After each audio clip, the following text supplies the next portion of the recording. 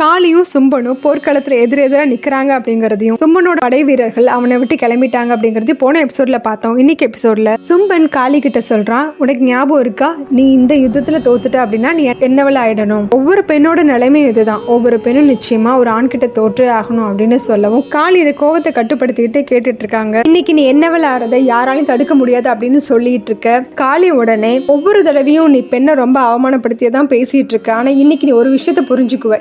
எப்பெல்லாம் ஒரு பெண்ணை அபலைன்னு கேவலமா நினைச்சு அவளை ஆக்கிரமிக்கணும்னு நினைக்கிறியோ அப்ப எல்லாம் அவளுக்குள்ள இருக்கக்கூடிய மகாகாளி கண்டிப்பா வெளிவருவா. எந்த பெண்ணினத்தை நீ அவமதிச்சியோ அவங்க எல்லாரும் நான் வரவழைக்கிறேன் அப்படின்னு காளி சொன்னதும் அங்க சரஸ்வதி லட்சுமி போர்க்கோளத்துல வந்து நிக்கிறாங்க. அவங்க கூடவே பார்வதியோட மற்ற அவதாரங்களான நவதுர்கைகளும் அங்க வந்து நிக்கிறாங்க. இதை பார்த்ததும் மிரண்டு போன சும்பன் சுதாரிச்சுட்டு சொல்றான், இது அநியாயம் நீங்க பண்றதுன்னா மகாகாளி கூட தானே யுத்தம் பண்ணணும்னு விரும்பினேன் அப்படிங்கிறான். அதுக்கு லட்சுமி பதில் சொல்றாங்க, எப்போ ஒரு பெண் தாக்கப்படுறாளோ அப்ப அவளுக்குள்ள இருக்கக்கூடிய மகாகாளி வெளிப்படுவா அப்படின்னு சொல்லிக்கிட்டே அவங்க முதல் தாக்குதலை ஆரம்பிக்கிறாங்க. ஆனா சும்பன் அதை முறியடிக்க சரஸ்வதியும் தாக்குதல் நடத்துறாங்க. அதையும் அவன் முறியடிக்கிறான். பயத்துல நீய முன்னாடி வராம இந்த ஒன்னும் தெரியாத பெண்கள் எல்லாம் கூட்டு வந்திருக்கியா, இது சூழ்ச்சி அப்படின்னு அவன் சொல்லவும், இது சூழ்ச்சி கிடையாது, உன்னோட அழிவோட ஆரம்பம். பெண்களை அவமான சின்னமா நினைக்கிற உனக்கு இன்னைக்கு அந்த பெண்களாலே அவமானம் ஏற்பட போகுது அப்படின்னு பார்வதி சொல்றாங்க. உன்னோட விருப்பம் என்ன, காளி கூட யுத்தம் செய்யணும் அப்படிங்கறதான நாலா திசைகளையும் திரும்பி பாருங்க, ஒவ்வொருத்தருக்குள்ளேயும் காளி தான் இருக்காங்க அப்படின்னு சரஸ்வதி சொல்ல லட்சுமியும் ஒவ்வொரு பெண்ணுக்குள்ளேயும் மகா காளியோட சக்தி உறைந்திருக்கு அப்படின்னு சொல்றாங்க. இப்போ திரும்பி பார்த்தா பார்வதி இப்ப என்ன உருவத்துல இருக்காங்களோ அந்த உருவமா அவங்க எல்லாரோட உருவமும் இப்ப தெரியுது. அவங்க அத்தனை பேரோட உருவமும் ஒன்னா சேர்ந்து காளி இப்ப விஸ்வரூபம் எடுத்து பிரம்மாண்டமா நிக்கிறாங்க. சும்மன் இதை பார்த்து மிரண்டு போய் நிக்கிறான். அடுத்து இவங்க ரெண்டு பேருக்கும் யுத்தம் ஆரம்பமாகுது. காளியுடைய ஆக்ரோஷமான தாக்குதல்ல சும்மன் அதிகமா அடி வாங்குறான். சும்பனே அதிகமா அடி வாங்கினாலும் அவன் சொல்றான், என்ன அழிக்கிறதுக்கான திட்டம் தானே இது,